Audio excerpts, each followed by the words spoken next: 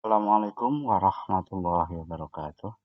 Bapak, Ibu guru yang saya hormati, Alhamdulillah pada kesempatan saat ini saya akan menyampaikan tutorial tentang penggunaan kuis yang berhubungan atau saya kaitkan dengan assignment yang ada pada Teams.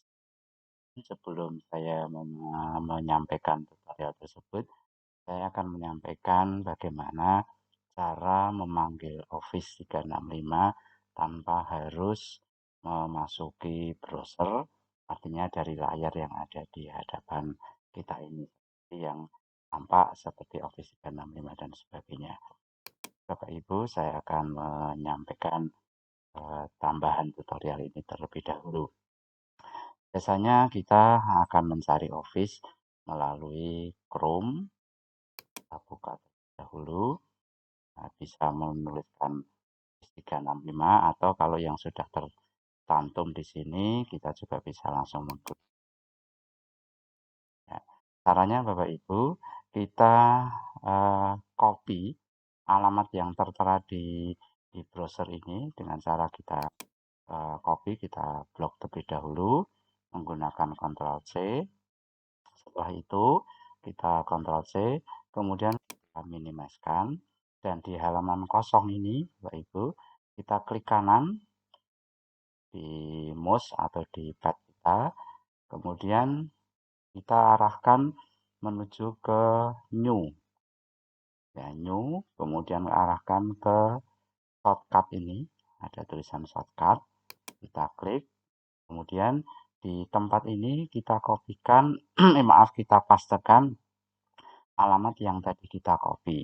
Menggunakan klik kanan paste juga bisa, atau menggunakan Ctrl V.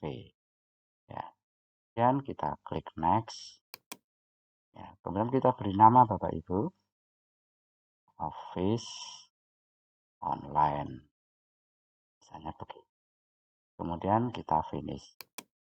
Ya, sudah muncul di sini Bapak Ibu. Tetapi kita tahu ada beberapa gambar yang sama. Ini ada Office Online, ada Google Chrome, ada EDM. Ini tidak nyaman Bapak Ibu. Caranya kita ganti gambarnya. Dengan cara kita klik kanan di area ini. Kemudian kita arahkan ke Properties. Kemudian kita ganti icon. Change icon. Kita klik. Misalnya saya memilih ini. Ya, kemudian kita klik. Ya, kemudian oke. Sudah ganti Bapak Ibu. Nah, pada saat kita akan masuk ke Office, kita mengklik ini nanti sudah akan masuk ke Office. Baik Bapak Ibu, kita langsung menuju pada tutorial yang berhubungan dengan quiz dan assignment. Kita sudah masuk ke Office, salah satu aplikasinya adalah Form atau Quiz. Kita klik. Nah, dan kita mengarah ke quiz. Ini sebenarnya ada dua tawaran, tawaran quiz dan tawaran form. Kalau form ini biasanya digunakan untuk survei. Kalau quiz biasanya digunakan untuk ulangan ataupun penugasan-penugasan. Kita klik quiz. Ya, kita kenali dulu menu-menu di atas ini. Ini form, garis miring tentunya quiz. Kemudian ada tulisan untitled quiz. Ini berarti kuis yang belum dijuduli. Ini akan berganti, tulisan ini akan berganti pada saat kita menulis ini. Ya. Misal saya memberikan judul ulangan harian pertama. Ya, gitu. Dia langsung akan berganti. Dan kita tidak perlu menyimpan karena ini sudah otomatis tersimpan. Kemudian berikutnya di bawah ini question, nanti pertanyaan-pertanyaan. Kemudian ada tulisan respon. Respon ini adalah hasil dari pengerjaan anak-anak atau siswa ketika mereka mengerjakan ulangan harian kita itu. Nanti ada tertulis respon 1, respon 2, dan sebagainya, dan sebanyak siswa yang menjawab. Kemudian preview. Preview ini adalah tampilan awal sebelum kita bagi. Kita akan melihat apakah sudah benar atau belum. Kemudian tema atau them. Ini aksesoris Bapak Ibu, kita klik, kita milih yang mana, misalnya kita memilih yang ini, ya, nanti di samping kanan kiri sudah ada hiasan seperti itu. Itu hanya sekedar untuk aksesoris, untuk menghiasi saja. Kemudian share atau bagikan, bila mana nanti kita sudah selesai membuat, kita share ke beberapa media, bisa menggunakan WA, bisa menggunakan tim dengan new conversation, dan juga tentunya bisa menggunakan assignment. Tetapi kalau assignment menggunakan judul ulangan harian ini nanti Bapak Ibu. Dan tutorial hari ini saya akan menghubungkan antara kuis dengan assignment yang ada pada Teams Bapak Ibu. Baik, ini judulnya sudah kita buat. Kemudian kita juga bisa memberikan deskripsi singkat saja. Anak-anak diminta untuk mengerjakan ulangan harian pertama. Ya. Kemudian berikutnya setelah kita memberikan judul, kita klik add new. Nah, kita kenali Bapak Ibu ada pilihan choice atau pilihan, ada teks, ada rating, ada date. Kita akan fokus terlebih dahulu pada choice dan teks. Untuk ulangan tentu identitas anak-anak kita perlukan. Kita klik teks atau identitas, tulis nama siswa. Nanti anak-anak akan memberikan jawaban di kotak bawah ini. Kemudian karena nama siswa ini harus ditulis, harus diisi, maka kita men-setting ini required atau harus diisi. Kita klik Bapak Ibu. Ya. Kalau long answer ini tidak perlu jawaban panjang karena nama biasanya hanya pendek. Kemudian setelah kita mengklik ini harus diisi atau required, berikutnya adalah untuk nama kelas. Untuk nama kelas lebih baik saya sarankan menggunakan pilihan agar anak-anak tinggal milih, tidak menulis dengan aneka macam tulisan. Nanti ada yang menulis kelas 7, 7-nya menggunakan angka, ada 7 menggunakan Romawi, jadi tidak nyaman. Maka kita setting saja langsung Bapak Ibu, kita tulis kelas. Kemudian kita yang menuliskan, misalnya kelas 7A, kelas 7B. Jangan khawatir hanya 2, di bawahnya ini ada add option. Kelas 7B. Berikutnya lagi, kelas 7D. Ya. Ini harus diisi, jangan sudah ada di sini Bapak Ibu required. Nah, kemudian di sini ada kata-kata poin, karena ini identitas maka tidak perlu ada poin Bapak Ibu. Nah, kemudian setelah identitas itu selesai, maka kita masuk ke soal Bapak Ibu. Kita klik add new. Ya. Tentunya pilihan. Ya, kita tulis soal. Saya akan memberikan soal-soal sederhana saja. Soal matematika sederhana. Hanya 7 dikalikan 8 sama dengan, ya, kita berikan pilihan 92, 56, berikan 42, kita tambahkan lagi 36 ya misalnya. Ya. Itu pilihan-pilihan itu nanti Bapak Ibu tidak perlu sebenarnya sangat hirau dengan urutan ini karena nanti kita bisa mengacak ya. Kita bisa mengacak soal tersebut dengan sistem. Nah, setelah kita membuat soal Bapak Ibu, jangan lupa kita memberikan kunci. Kuncinya di mana? Kuncinya di sebelah kanan ini, nanti ada mana yang jawaban benar, kita pilih karena 7 kali 8 adalah 56. Jawabannya ini kita klik. Ya, yang lain jangan diklik Bapak Ibu. Kemudian karena ini soal kuis, kita memberikan poin. Ya. Di sini kita tulis poin. Satu soal berapa poin? Misalnya kita tulis satu soal 2 poin. Nah, kemudian ini jangan dinyalakan multiple answer. Sebab multiple answer ini adalah jawaban banyak. karena orang bisa milih satu atau dua. Karena ini jawabannya hanya satu, ini jangan dinyalakan. Kemudian kita acak jawabannya, nanti biar satu anak dengan yang lain ini angka 92 dan 56 ini tidak sama urutannya, dengan cara di sebelah kanan ini ada titik 3, kemudian kita klik ini shuffle option untuk jawaban acak pilihan. Ya. Kemudian soal yang kedua, masih tentunya menggunakan choice, yaitu 9 kali 4 sama dengan, nah, kita beri jawaban, nah, 36, mohon maaf, 36, kemudian 45, 54, kemudian 32 misalnya. Gitu. Tentu kita beri kunci terlebih dahulu. Ya. Kemudian berikutnya kita cek poinnya sudah ada. Ya. Kemudian soal yang ketiga, kita bikin soal 3 saja. Ya, untuk soal yang sederhana, yaitu 81 dibagi 9. Ya, misalnya kita cek Bapak Ibu. Maaf ini salah tulisannya. Ya. 81 dibagi 9, misalnya kita menulis kata-kata 7, 8, tambah lagi optionnya 9, kemudian di sini 6.